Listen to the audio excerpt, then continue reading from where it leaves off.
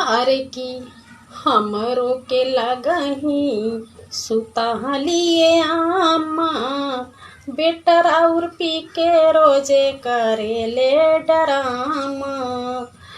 अरे की हमरो के लगही सुतहलिए आमा, बेटर और पी के रोजे करेले डरामा।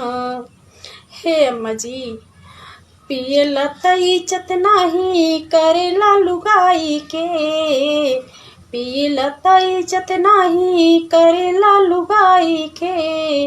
नशा में होखेला त गारी देला माई के, फाटी जाला जामा खुली जाला पायजामा, फाटी जाला जामा खुली जाला पायजामा।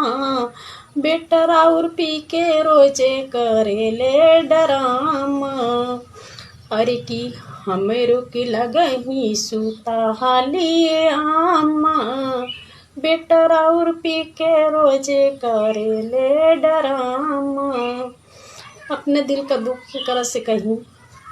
अब आप लोग से कहा तानी तनी कमेंट में जरूर बताई दी कि हमार गनवा कैसे लागल बा।